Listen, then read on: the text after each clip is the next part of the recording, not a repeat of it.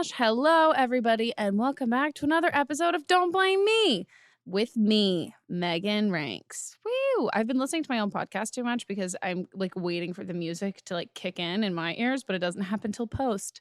It's a fun fact for you all. I don't record this with that little shoo up it up in the background, which would be cool. If you're new here, this is my advice podcast where I, a incredibly intelligent and super worldly, well-lived person of an elderly 24 years of age, give you all really fantastic advice to change your lives on topics that I may or may not have had any personal experience with. Yes, it is a very professional podcast with me, Meghan Rienks. Hi, you should follow me on Instagram. I say that because I'm dangerously close to 1.4. I'm still at 1.3, but I would love to get a kick over the edge. Also, my Instagram aesthetic has been pretty on point recently. Yay. So welcome back, guys. If you have not called in to our number before, what have you been doing aside from watching Freakish, hopefully season 2 on Hulu? It's not out yet, but it'll be out soon. But yeah, if you guys want to call and leave a voicemail asking for advice and telling me things in your life that you would like my input on, you can leave a voicemail at 310-694-0976. Again, you can call this number and leave a voicemail at 310-694-0976. I would also like to note that this is the first time ever that I have memorized that number. I wrote it down and we had to double check it because we weren't sure if I knew it, but I did. I had it memorized. It's very exciting. It's not very exciting. Jack is gone. Wah, wah, wah. Not forever, everybody. Don't be too sad. He is sick. What's he sick with? Oh, Mel's here, by the way. Hello. Mel's always here, but now Mel has she's got a microphone in front of her. Yeah. So what's Jack sick with? He's got a cold and a fever and he sounds awful. Ugh. Oh no. I wonder what his sick clothes are. Matching sweatpants. He had on a t-shirt and sweatpants when we went and picked up the equipment. Oh, yeah. Sniffling and sneezing everywhere. Mm-hmm. Gross. Yeah, super sick. Well, Jack, we hope you feel better, but the show will go on without you. And now I guess I have no one to banter off with, but I'm going to force Mel to do some of it. So you guys are going to hear a lot of my voice. But yeah, without all the blibbering and blabbering, I guess. I mean, should I update on my life or anything? Do people care? Yeah, you just finished your movie. Oh, this is me, not so subtle segue. I'd be like, Mel, ask me about my movie so I don't sound like an asshole who's like, hi, so I just finished a movie. Oh my God. Wow. What a funny segue. Yeah, guys, if you have been dormant on my social media, you wouldn't have noticed, but you probably have. I've probably posted 15 different times about this on Instagram, but I just wrapped my first movie. And today I actually posted an incredibly long and sappy post all about it, which is very unlike me. It was such a long post that I wrote it out on my computer and then texted it to myself to use as the caption. But yeah, it was super exciting. It's something that's been under wraps for a while. The movie is called Honored. And fun fact, which most of the people who were on this production didn't even know, I created the story. I didn't write the entire script, but I basically had created 4 different characters and a plot summary and an outline of a cool movie that I would like to watch and be in, and then hired a writer who wrote a script, and then we sold that script to Lionsgate, and that was almost 4 years ago, and then suddenly we filmed it. So it's really exciting. We had so much fun. And yeah, if you guys want to follow the Instagram account or the Facebook account or the Twitter account of the movie, it's all at Honored Movie, and we don't know when it's going to be released yet or where it's going to be released, but if you follow those things, it will tell you, and I will also tell you eventually. But yeah, it was a great deal of fun, and I'm also hoping to get some of my co-stars from the movie to be guests on the podcast. It's very exciting. It is very exciting. I cannot wait. It's going to be good. They're all very excited. I've told them that they have to swear and say things like penis, and they're all about it. Karuchi's all about it. Sasha was like, yeah, I can say penis. So it'll be good. But yeah, guys, that's the exciting stuff with my life. So enough about me talking about myself. Why don't we go to calls, and then I can talk about myself through answering your questions.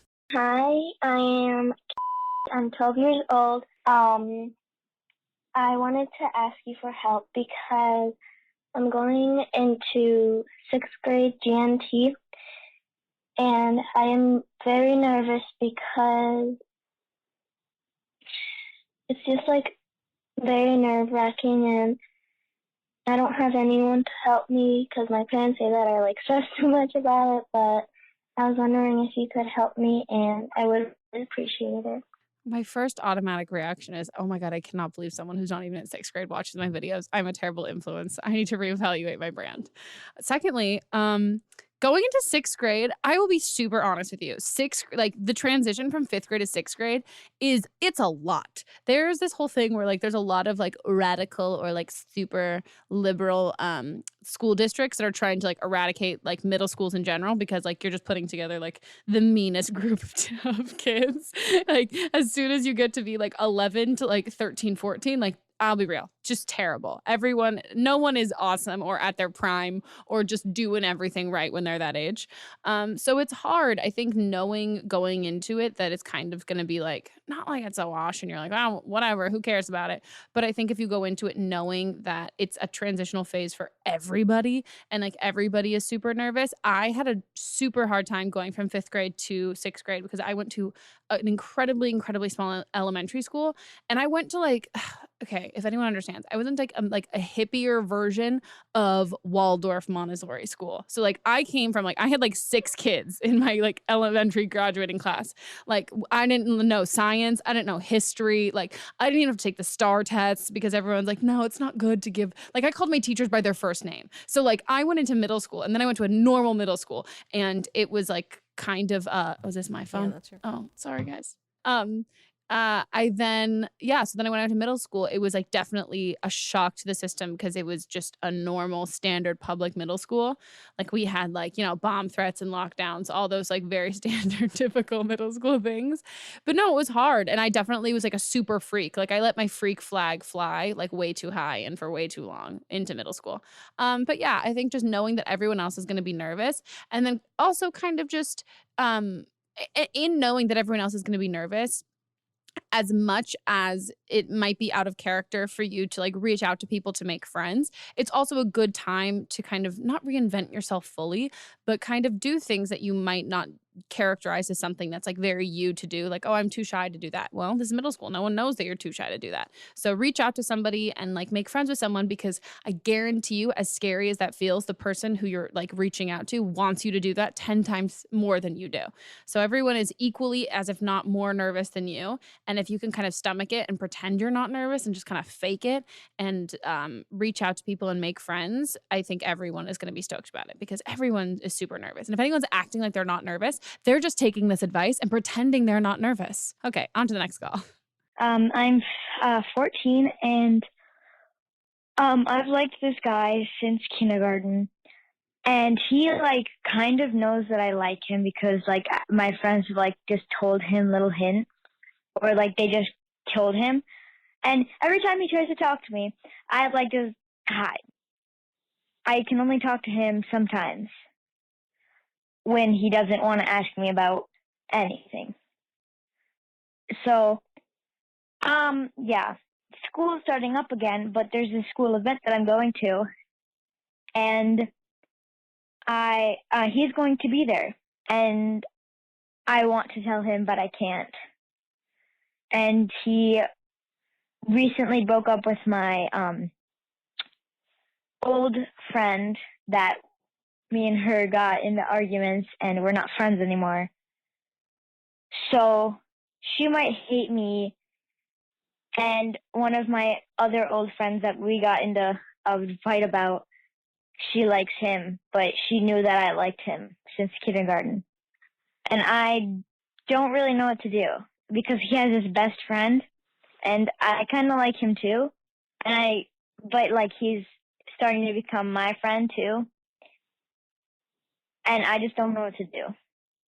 So I really need help about that. I think you just got to live your best 14-year-old life.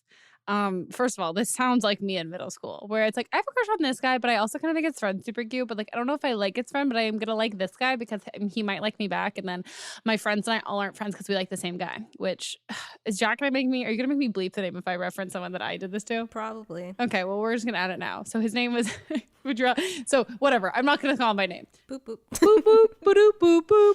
But no, there was this guy that I had a crush on. Granted, like my middle school life was like my group of girlfriends, my group of guy friends. And then it was this whole like incestual thing of like us like liking the same guy and like slow dancing with the same guy and be like, oh my God, I hate you. I can't believe you did that. And I definitely lost friends over guys in middle school I had crushes over. That the big one that I feel like I might have even referenced this before is there was this guy that one of my really good friends and I in middle school, we both had a crush on. And granted, he was like one of the only cute guys in our middle school. So like 90% of our school had a crush on this guy. And I liked him. He liked me. And I had told my friend that I liked him. And she was like, I like him too. You can't pursue anything with him. But we probably used way less eloquent words because we were like, way younger. And then I was like, no, I really like him. We're going to go through with this. And she got so mad at me. We stopped being friends. And then the guy was like, yeah, it seems like a lot of drama. I don't want to be a part of this. And I was like, what? So I just lost a friend because I thought you and I were going to be a thing. And granted, a thing at that age is also like not really that much of anything. And it was also that the stakes were heightened because there was so much drama surrounding it that I thought I liked him a lot more than I did. And I'm not saying that that's the case with you in this situation, but I think it's kind of I think girl friendships, like that whole thing is super, super important. And if you can practice at a young age, really valuing like the other girls in your life and not competing with them and like building each other up and not like, not competing with like over guys with them and all that kind of stuff. I think it's a really good habit to like to get into practice of. But I mean, if you like this guy, I think then you say that you like him. You just kind of have to look at the situation as a whole. And if it's awkward and it's going to be weird, that's unavoidable. And if you might like his friend and you aren't sure if it's worth it to say anything to him, it's probably not. I think the whole thing that I've always said when it comes to telling someone how you feel about them is you have to do it for you. You can't do it in hopes of what they say back. And if your feelings for someone are conditional, if they like you back, it's not really real feelings. So if you feel the need to tell him that you like him, then there can't be any sort of pressure on him to like you back too. And then also understand if it's worth kind of risking your friendships for. And who knows if you really like this guy that much, because you apparently also think his friend is cute, if I understood the call right. But I think you got to live your best 14-year-old life. Don't stress about it too much because there's going to be far more drama when you get to high school because then boys, their voices drop, other things drop, and there's alcohol. So don't do that yet. But I mean, I wouldn't say don't spend all of your time and energy dealing with so much drama when you're this age because it only gets worse when you're older.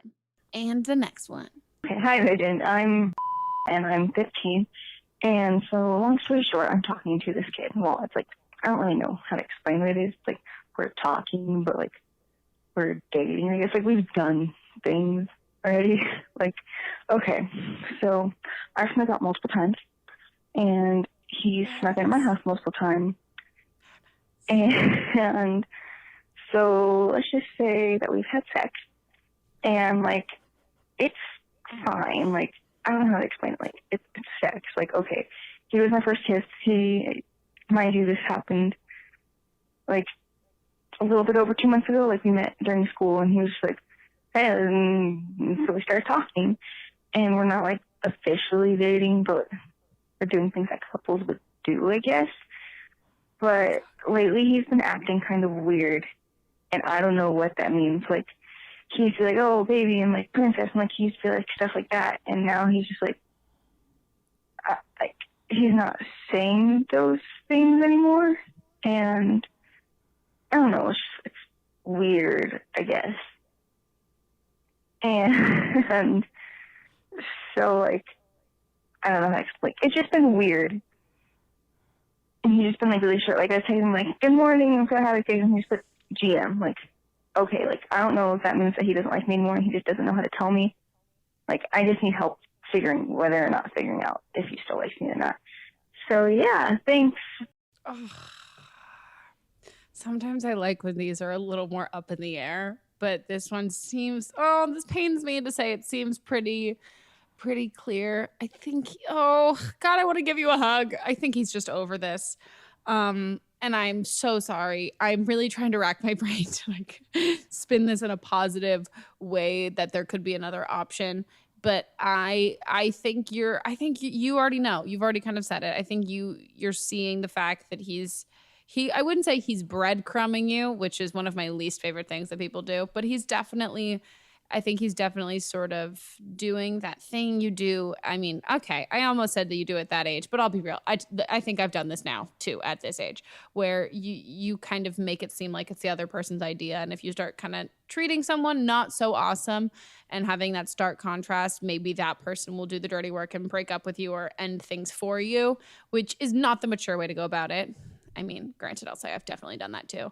But I think that's what this is. And I think you've got options in the sense of you can take that for what it is and be like, okay, you know what? I'm going to walk away. I'm good. I'm fine with all of that stuff. Or you can, okay, let me just state that the previous thing I just said is what I would definitely do. But if you really feel like you want to know for sure, then you can ask him and you can be like, hey, I just want to have like an open, honest conversation with you. And just going into this, I would really love if you could be totally honest with me, not sparing my feelings and all that stuff. I just really want to get to the bottom of this because I don't want to be wasting either of our time. It doesn't seem like you're as invested in this as you were before, which is totally okay and understandable. I would just like to know because I don't want to be putting forth time and energy into something that is ultimately not going anywhere. And then if he tells you that he's not interested in you anymore, you just got to take that. And I think if you're going to be asking those tough questions, you got to be ready for the tough answers and the responses to all of that stuff. Me personally, I definitely would not be able to take it. And I would just be like, oh, okay, cool. You're trying to push me away. I'm just going to like go away without getting the full feedback of it. I'm also not a huge believer in closure in general, but if you feel like that's something that you would like to know and you feel like you can handle it and take it, as much as it's one of those things, as much as you're like, oh, I know the answer to the question and I know what you're going to say when you say something, hearing it back is really, really, really fucking hard. So I think if you're ready for that, you can. But my personal advice is I would just kind of take some like big, massive steps back.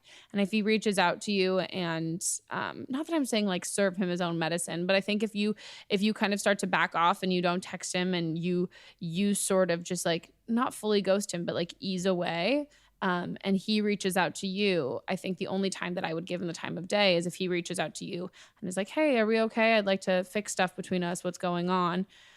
But I think if he texts you at like 3 a.m. in like a month and a half and is like, hey, what's up, cutie? Like, what you been doing? Then you kind of know what he's out there for. And I also think it's important to know that how he treated you at the beginning versus how he treats you now is not normal in the sense of like the person that you're going to end up with and the person who's going to be like a really great, compassionate partner is going to treat you like you're awesome from the beginning to the end. There isn't kind of that fizzle out sort of phase. I think when it comes to like being older and the honeymoon phase and all that stuff definitely fades, but that like level of respect and kind of reciprocation to how you act towards somebody, that's not really going to go away. So I don't also think it's something that you need to learn to deal with because eventually you won't have to. I think it's better to kind of get in the habit of being like, nope, I don't deserve this. I deserve way more. Let me say goodbye until I get something that is something that's fun and someone doing what I'm giving me, what I'm giving them, which is what I would say. Ugh, I am so sorry. He sounds terrible. Okay, he doesn't sound, I mean, okay, he sounds terrible. I'm sorry if everything works. I mean, I'm happy if everything works out between you, but I'm sorry if everything works out and you hear this and you're like, Megan, you were totally wrong and now you make him sound like a terrible person.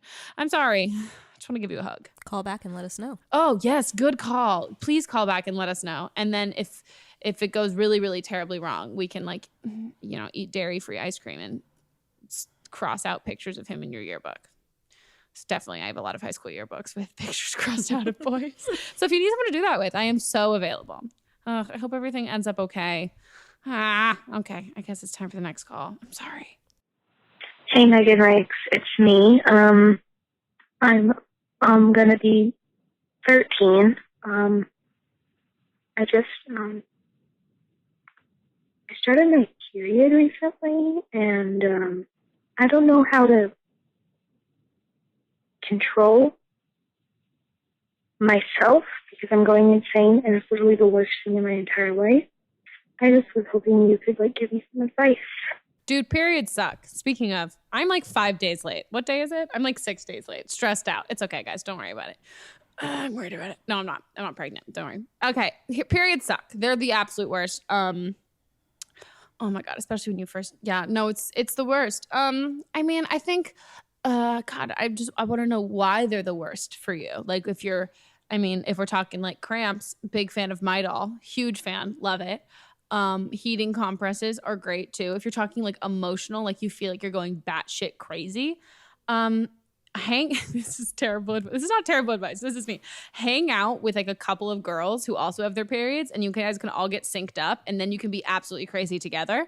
I am currently on the same cycle as two of my friends who I just did the movie with, and we loved it. We had so much fun doing it together doing that period thing together, because we would just like sit in a circle and just all eat a ton of food and not make ourselves feel bad about like one person eating a ton of food at one time, and then we would all just be like absolutely like wallowing emotional messes together. So I think if you kind of embrace that and accept that, that's just a thing, and if your friends aren't going through it right now, they will definitely at a certain point. But I think it's kind of the same thing when it comes to mood swings with anything, finding stuff that like makes you happy. And I'm also a big fan of things that are like distracting. So I mean, if you really need a good cry, sure, throw in a Nicholas Sparks movie. But if anything, that would just make me way sadder. So throw on like Iron Man or something like that, where you're like, this is funny. Not funny. This is like an intense action movie, or throw on a comedy or something like that. But it's something that I wish I could say gets easier with age. Doesn't really. It just kind of sucks. But being a girl's cool and awesome, and it means your body's doing all the things that's supposed to be doing. So that's good. And be happy that you're not the person who like a parent threw a period party for. Yeah, that's a thing. It's a thing. That was a weird NorCal hippie family thing. Yeah, it happens everywhere. I know people in Arkansas that did it too. That had period parties. Yeah. Oof. Yeah. That weirds me out. Me too. I'm like all pro-feminist, like eat your placenta if you want to, but like a period party, oof, I do not want to wear a dress when I'm bleeding out. I'm bleeding out. Gross. We lost our 2 male listeners. Awesome. Well, also exercise helps for some people. It does. Mm-hmm. It actually does. That's one of the things that I get terrible cramps. Like when I was, oh my God, like younger than 15. Like the first year that I got my period, like 13 or 14, I had a cramp induced like seizure because my whole body, like, cause it's your muscles and they like cramp up and they seize. And I have had like such a hard time like dealing with cramps as I've gotten older. But exercise is one of those things that I'm like, if I can accurately time my Midol, that it's like slowly kicking in as I'm getting ready to go work out, it's amazing. That's great. And chocolate always helps too. Mm-hmm. And French fries. That's what the doctor prescribes. French fries and Midol. But exercise, that's a good one. Go on a run or a walk. Yeah, that helps with emotions and with the cramping. Oh, look at Dr. Mel in the house. Oh, okay, great. So I expect a lot of pictures of you on a walk eating chocolate and crying. You don't have to cry. If you want to cry, you can cry. Okay, guys, we're going to take a quick break, but we'll be right back. Don't miss us too hard. Miss us hard. Gross.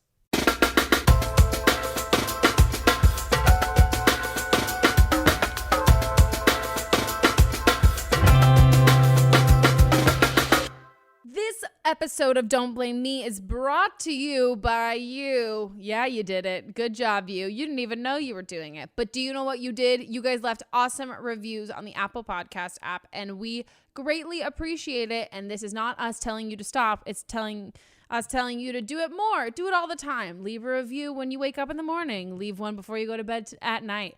Leave one on a Tuesday and a Monday and a Wednesday and a Thursday. And I said the date of the week wrong, but guys, leave the reviews. Not only do they make me feel good when I'm having a bad day and I can just look at the reviews of my podcast and make people really like me, but they also help other people find this podcast, which also is great because it makes us film it and record it all the time, which is so much fun. And a lot of you guys in these reviews have been asking for them to be weekly, and wow, that would be a lot of time and energy. But hey, if you leave a ton of reviews, maybe we'll be able to find the time to do it every week. But I thought I would read some of my favorite reviews. So I've scrolled and found one.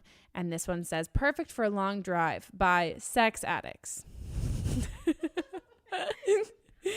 I'm not kidding. And I also didn't even read the name until I just read it aloud. And I was like, oh, okay. My boyfriend and I, now I can't think about anything but her and her boyfriend are sex addicts. Oh, good God. My boyfriend and I are in the midst of a cross-country road trip, and after listening to music, various CDs, and a few other podcasts, we decided to give Don't Blame Me. What? Okay. It's so great. I love this already. And oh goodness, this advice is hilarious and kind of shitty advice, but it's so entertaining and from the heart, and the lack of filter is so entertaining. We love laughing at the advice because it's so true, but also the hard things that you don't want to hear, which I love. I'm glad. I love when people appreciate the tough love of it, which I think is really nice. So thanks, sex addicts. And then I'm going to read another one. Okay. Oh, this one is really nice, and I also don't know how many episodes they've listened to because the title of it is Open-Minded and Welcoming, which is not 2 words I would use to describe. Maybe I'm open-minded, but like, am I welcoming? And she says, Meghan or he, Meghan does such a great job of withholding any sort of judgment. I find myself thinking that most of the calls are a bit ridiculous and childish, but then Meghan's responses always remind me that what was important to me as a teenager is very different from what is important to me now. Thanks for creating a safe zone and putting me in my place, Meghan. Which I think is so nice. That's so sweet. And I also makes me wonder, did I laugh at anyone too much? Like the girl who said her boyfriend wanted her to shit on her face, which he really definitely meant sit. Oh, good God. I wonder how she's doing. Are you listening? Could you please call us back? Okay. Well, I hope you guys enjoyed those reading reviews of my podcast. And if you guys want to hear your lovely review be read, then you should go leave a review on the Apple Podcast app. 5 stars only, because I'm an asshole Uber driver who won't let you out of the car until you do 5 stars. Those are creepy people. Okay, guys. Anyways, I'm going to stop talking, and now I'm going to get into me talking that's not about me, but it's still about me. Okay, me again. BRB. And we're back, and we're going into our next call. So I had one advice about going off to college. I want to go off to maybe a school like 4 hours away from my home, but then I also don't want to leave my parents because they're kind of like attached to me. And I also, if I do go off to college, I have a problem with like choosing my major. So I was wondering if you can like give me advice on how to choose like what I want. Well, not tell me what to major in, but like help me and guide me. Okay, thank you. I think you got to go where you want to go. A college and that age, as a college dropout, I can really wholeheartedly say that it's an important time for you to be selfish and kind of just focus on you. Which I mean, me dropping out too, it's like definitely a selfish decision, not what anyone else wanted. But you kind of like, this is, if you don't learn how to do things for you at that age, it's so hard, because as soon as you become like a total people pleaser, and not even just with people that you're friends with or people like your teachers and stuff, but like even with your parents and the people in your life, if you're so used to doing everything that caters towards them, you're not going to realize what you want to do because you've spent so long doing what everyone else wants you to do. So I think like choosing a school wise, your parents will survive. Everyone will survive. I think going away, if it's like a feasible like financial option for you, I would go wherever it is that you want to go, because you need to take the time to like learn and grow as an adult and spread your wings. When it comes to like a major, God, college sucks in the sense of you think that you can just like go to college and you're like, I'm going to take a bunch of courses and figure out what I want to major in. And then you're like, oh, psych, I have to be in college for 7 years because nothing that I took was really a prerequisite for anything else. So I think if you can think about things that interest you now and try and take courses in them your first or second semester or quarter at school, wherever you end up going. And then from there, just like also understanding that what you major in school doesn't dictate your career. Like the amount of friends I have who majored in communications, where I'm like, do you communicate on a daily basis? Does your job require you to be a really good communicator? And they're like, yeah. I'm like, okay. Or friends I have like who are psychology majors who now work in sales. Like your major doesn't fully dictate what you're going to go do. If you want to be a doctor or a lawyer or anything like that, like doing like the pre-law, pre-med, do you even do that in undergrad? Yeah, you do. Okay. I actually have a degree in biology and I'm a producer, so it doesn't matter. It doesn't at all. Do what interests you and what fascinates you. And if you want to change I think it's also like there's that stress of like, I know so many people who change their majors like 6 times because like, well, it's not the career I want to do. And then they graduated and went to a totally different career. I'm like, you spent an extra year and a half in college changing your major because you're like, my English major is not going to work because I've decided that I want to be a scientist. And now your then your like chemistry major does not translate into the fact that now you work in like sales for like a travel company. So I think if you kind of do whatever it is that interests you and don't put yourself in a box in like, oh, I have to choose this major and I have to go ahead and go do this kind of stuff. But then also knowing that if there's something you want to do, majoring in something similar is good. And if you change your mind, that's also totally okay.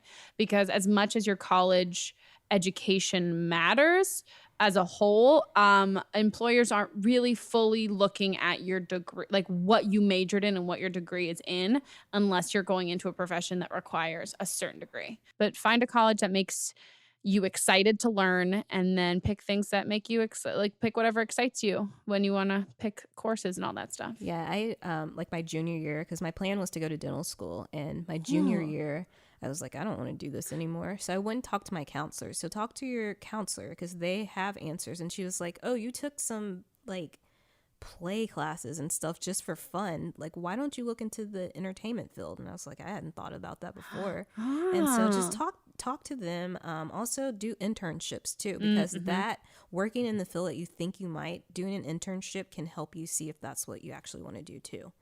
Good advice from an actual college grad who's way more equipped to give you answers on this question than me, a college dropout.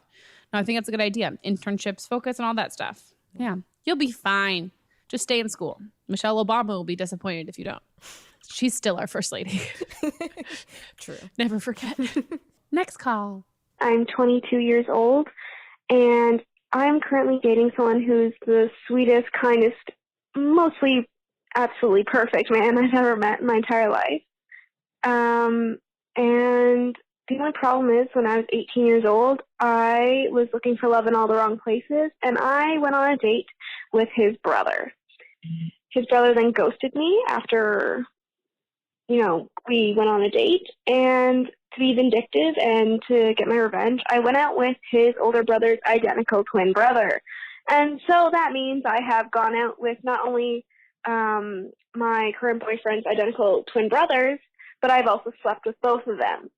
The only problem with that now is I have actually fallen head over heels for their younger brother, and I'm supposed to go to a family event soon. And the problem with that is I know it's going to happen, and if his brothers haven't said anything, they probably will, and I don't know how to go about this. I'm no longer the vindictive 18-year-old I was. I've changed a lot, and I've grown. I've had to go through experiences that have changed me and shaped me into the 22-year-old young woman I am. And because of that, I really hope that this doesn't change my relationship status, but I feel like it will. And I don't know how to go about handling this. I just don't know what to do at this point, and it's kind of nerve-wracking because I might have just met someone who's supposed to be with me, who I'm supposed to end up with, and I may have fucked it up when I was 18 years old. And pardon that language, but I am scared. Wow. Holy shit, dude. This is fucking dramatic. And I'm not going to downplay this. You're in a fucking pickle. You are in that pickle jar, and you are like safety sealed. Holy shit. Wow. Oh my God. First of all, I feel like I would be friends with you. I spit so much just then, but you sound, wow. This sounds like something that would have happened to me. Wow. First of all, dude, homie, I'm a level with you. What the fuck did you not tell him when you started dating him? Like you're an awesome human, but you done goofed with that one. I don't know how long you guys have been dating. Did she say how long she's been dating him? Okay, so maybe you haven't been dating for that long, but maybe you have been. And if you've been dating for a while, she thinks that he's the love of her life. Oh my God! Oh God! You gotta tell you have to tell him at the same time. I can't. Dude, he might not be cool with this at all. At all. And even I think it's a lot better if he hears it from you than his brothers, both of them. Right. Oh, dude, you're a savage. I love it. But yeah, you got to be the one to tell him. And even if you like ditch this family event, you're just putting it off longer because it'll come out. And then also, your past prior self could never have known that you would have ended up really falling for this guy.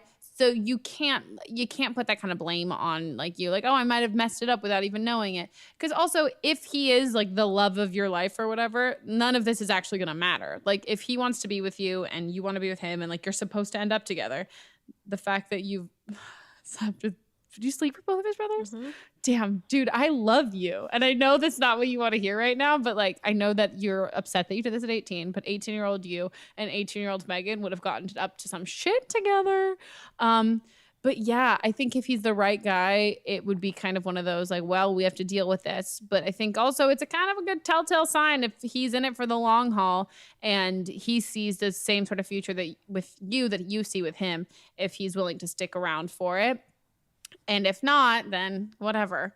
But yeah, I think you got to tell him sooner rather than later. The longer you wait, the more shady it seems and the worse it's going to be. So I think you just got to rip the Band-Aid off way before the family event and then tell him everything that you've said. Like you can even be like, I literally called into a podcast with this girl I used to watch on YouTube in 2009 because was I on YouTube in 2009? Maybe.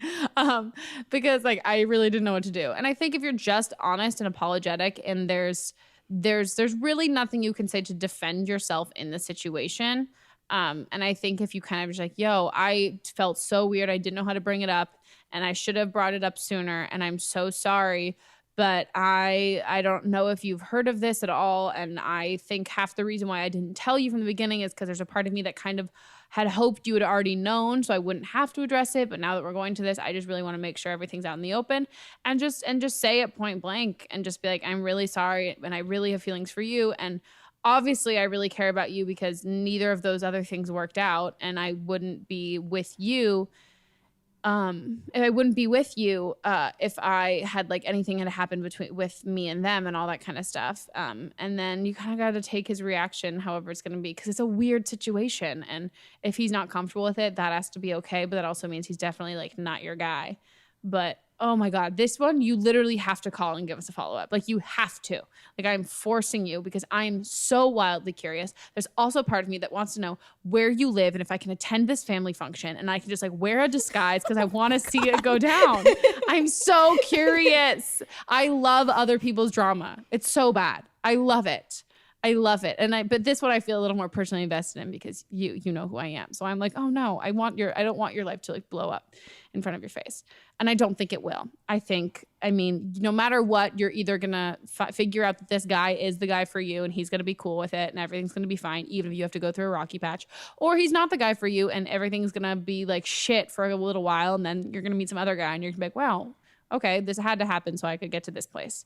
But shit, man. Yeah, I also want to know, do you guys not take pictures on social media? True. Because his brothers would have seen you. Yeah, is he close with his brothers? Right. Is he like, Do oh, you my not new talk? girlfriend? Oh, yeah. Oh, actually, that could be, if they don't have a good relationship, that could be in her favor. Mm-hmm. Or if they have a good relationship, he also might already not know and he might already know and not give a shit. Right. Like it might be like a whatever, because that was years ago thing. Or the brothers haven't told him. Yeah. Oh, but how could you do that? Right. Or maybe you look wildly different. Who knows? Maybe she got a nose job like me and like no one recognizes her from before. Oh my gosh. What about the mom and the parents? Right. Yeah, you have to tell You them before. have to. Because this if is just they a Sarah don't Jessica know- Parker yeah. movie. Yeah, if they don't know and then you show up, then it's even weirder. So Yeah. you have to tell them before. Do you feel like it's a wedding? I feel like the I event's think a wedding. It's either a wedding or a family reunion. I hope it's I'm just picturing it. It feels like a Sarah Jessica Parker moment and she's going to drop the strata and she's like screaming and Owen Wilson's like, it's okay. Oh, have anyone seen The Family Stone? Totally not related to this, but I feel like that's what's going to happen with this. So you need to tell him, because then also if you're honest with him and you tell him, he might be like level with you and be like, I'm so glad you told me, but I'm gonna be real with you. I don't think it's a great idea for you to come to this event anymore. But I think you have to tell him. Yeah. And avoiding the event doesn't do any good.